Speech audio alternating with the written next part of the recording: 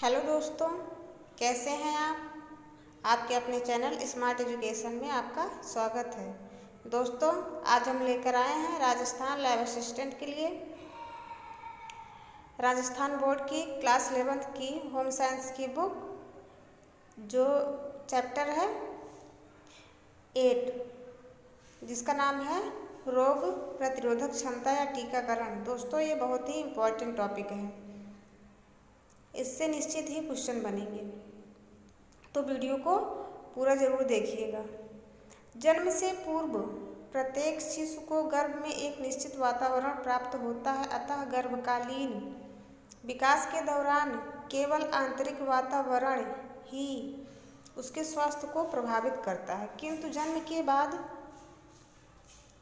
उसे प्रतिपल एक नया वातावरण प्राप्त होता है जो निरंतर उसके स्वास्थ्य को प्रभावित करता है। वातावरण में विद्यमान हानिकारक तत्व उसके स्वास्थ्य पर हानिकारक प्रभाव डालते हैं और उन्हें विभिन्न प्रकार की बीमारियों से ग्रसित कर देते हैं। सर्वेक्षणों से ज्ञात हुआ है कि 2/3 बच्चे भारतीय बच्चे जन्म के प्रथम माह में ही टिटनेस के कारण मर जाते हैं। लगभग 25% शिशु डायरिया के कारण मर जाते हैं। भारतवर्ष में ही नहीं, अन्य विकासशील देशों में भी बच्चे डायरिया, डिहाइड्रेशन, खसरा, डिप्थीरिया, पोलियो और तपेदिक से 50 से 52 लाख बच्चे मौत के मुंह में समा जाते हैं। डिहाइड्रेशन से मतलब क्या होता है? शरीर में पानी की कमी।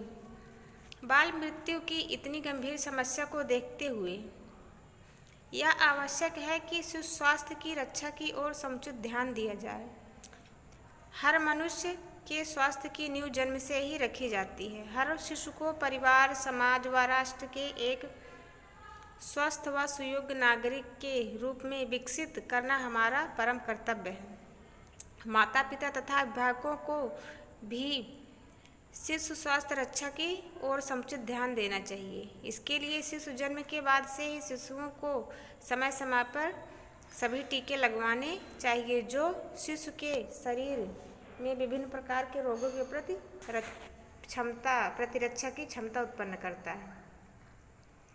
अब बात आती है रोग प्रतिरोधक क्षमता है क्या, या इम्यूनाइजेशन क्या है।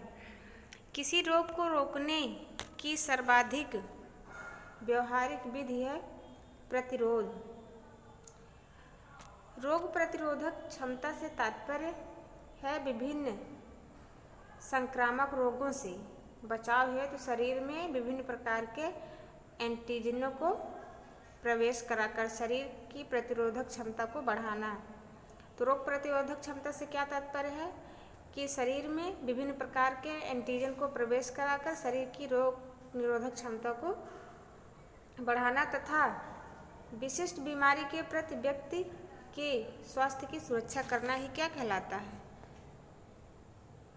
रोग प्रतिरोध कहलाता है या रोग प्रतिरोधक क्षमता कहलाता है।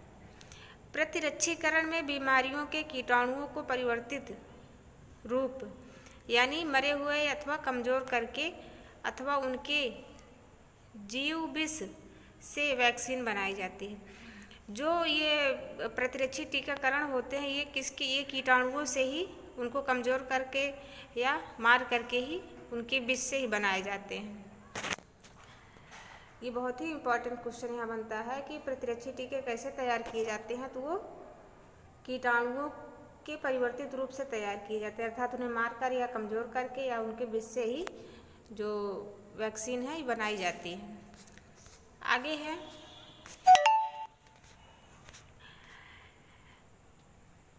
जो बीमारियों से शरीर को सुरक्षित रखती है। कुछ वैक्सीन इंजेक्शन के द्वारा और कुछ वैक्सीन मुंह से पिलाई जाती है। अधिकांशतः प्रतिरक्षीकरण 2 सोपानों में किया जाता है।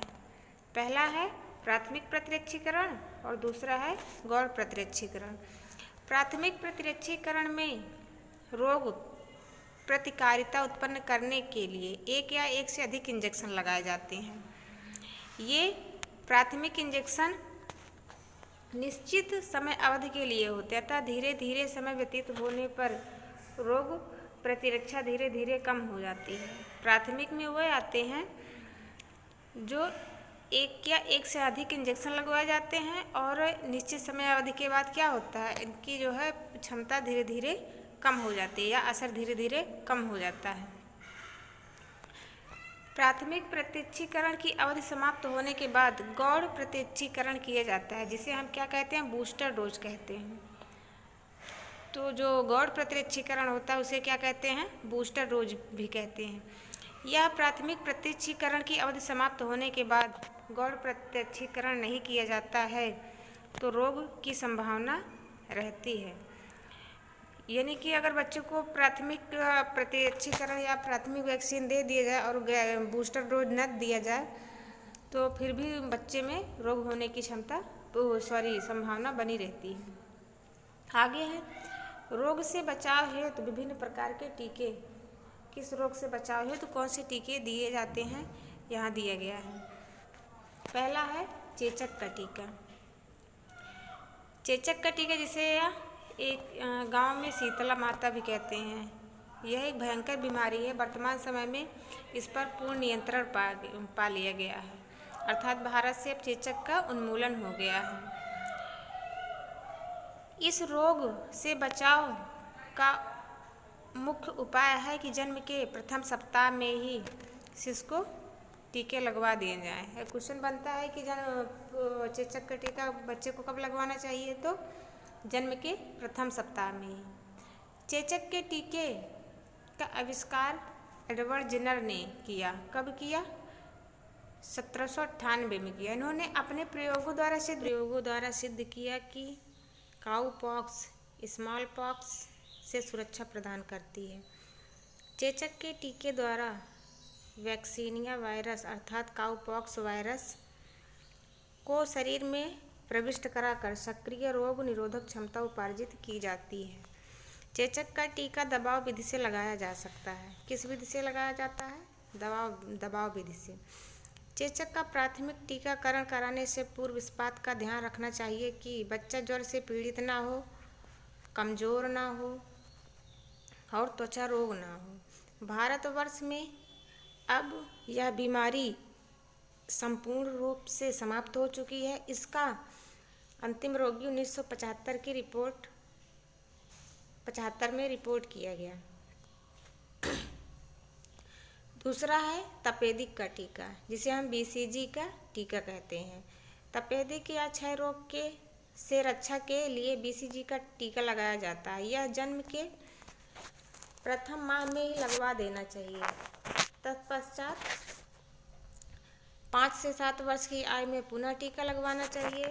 BCG का फुल फॉर्म होता है वैश्विक कालमेट ग्यूरिन, जिसका निर्माण कालमेट तथा ग्यूरिन नामक 2 वैज्ञानिकों ने किया था। उन्हीं के नाम पर इसे BCG कहा जाता है। BCG का टीका लगाने के लिए ट्यूबरक्लोसिस टेस्ट किया जाता है। टीका केवल उन्हीं को लगाया जाता है जो ट्यूबरकुलाइन नेगेटिव होते हैं। यह बहुत ही इम्पोर्टेंट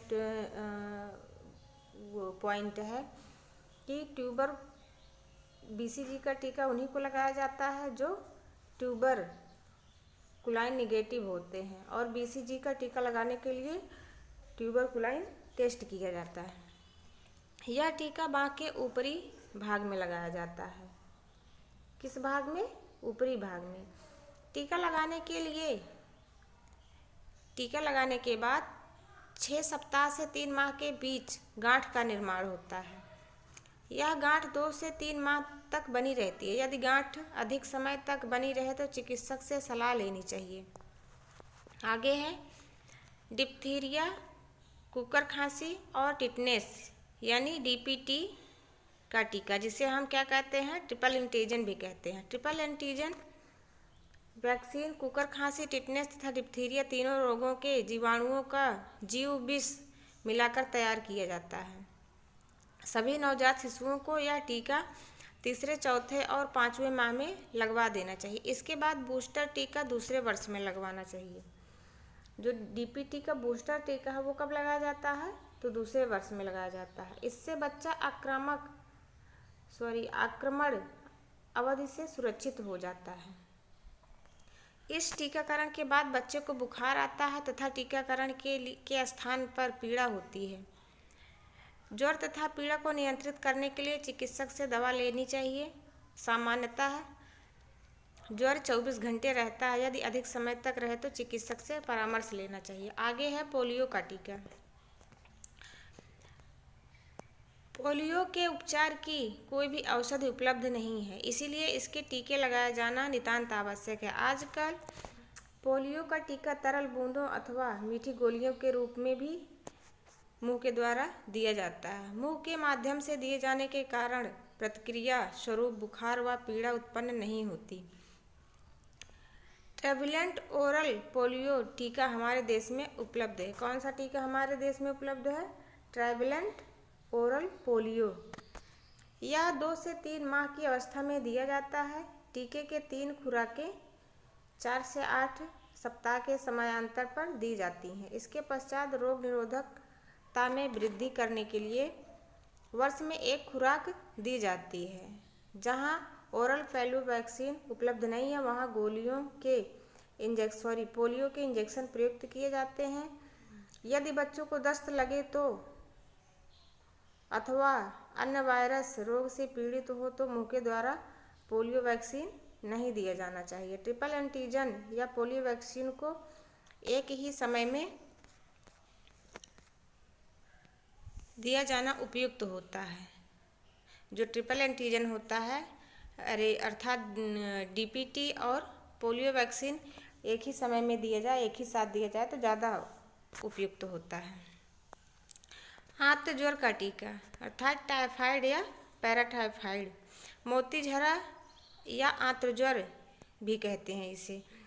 यह भारत में अत्यंत ही प्रचलित रोग है। टाइफाइड और पैराटाइफाइड का संयुक्त टीका बाजार में उपलब्ध होता है।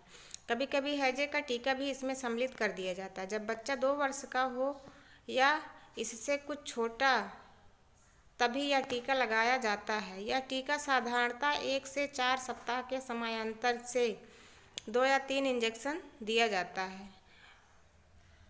गौड़ टीका प्रतिवर्ष लगाया जाना चाहिए। टाइफाइड का टीका लगाने का सर्वोत्तम समय ग्रीष्मकाल का प्रारंभ है, अर्थात जब गर्मी प्रारंभ होती है तब यह सर्वोत्तम समय होता है जब टाइफाइड का टीका लगवाना चाहिए। इंजेक्शन में पैराटाइफाइड का टीका भी होता है। इंजेक्शन लगाने के स्थान पर पर्याप्त पीड़ा होती है तथा बुखार आ जाता है। आगे है हैजे का टीका।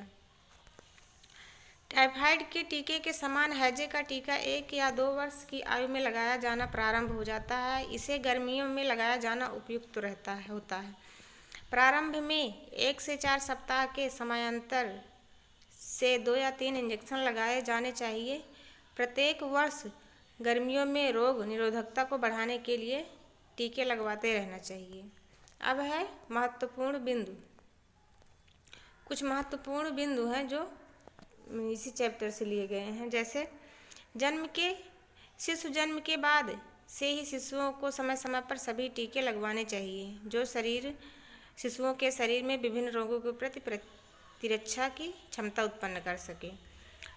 अगला है संक्रमण रोगों से बचाव हेतु शरीर में विभिन्न प्रकार के एंटीजन को प्रवेश कराकर शरीर की प्रतिरोधक क्षमता को बढ़ाया जाता है। चेचक का टीका जन्म के प्रथम सप्ताह में ही शिशु को लगाया जाता है। बीसीजी का टीका 6 रोग में लगाया जाता है। डिप्थीरिया, कुकर खांसी, टिटनेस, ट्रिपल एंटीजन का टीका लगाया जाता है। पोलियो की दवाई मुंह में पिलाई जाती है। मोतीझरा, टाइफाइड व हैजे का टीका भी सम्मिलित करके लगाया जाता है। यहाँ पे कुछ प्रश्न दिए गए हैं, उसको आइए सॉल्व कर लेते हैं।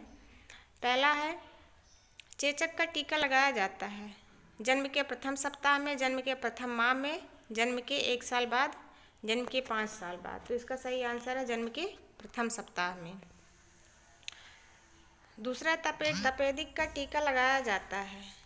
किस में लगाया जाता है? 6 रोग में, खसरे में, पीलिया में या पोलियो में। तो तपेदिक का टीका 6 रोग में लगाया जाता है। किस टीकाकरण के पश्चात गांठ का निर्माण होता है? तो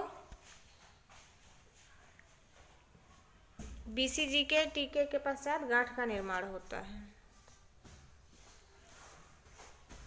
मुंह के द्वारा दवाई दी जाती है किसकी? पीलिया की, हैजा की, खसरा की, पोलियो की। तो पोलियो की दवा दी जाती है। किस बीमारी का टीका सम्मिलित करके भी बनाया जाता है? तो हैजा और टाइफाइड इसका सही आंसर है। तो धन्यवाद दोस्तों, आज बस यहीं तक। अगला चैप्टर हम कल लेके आएंगे। तब तक के लिए नमस्कार।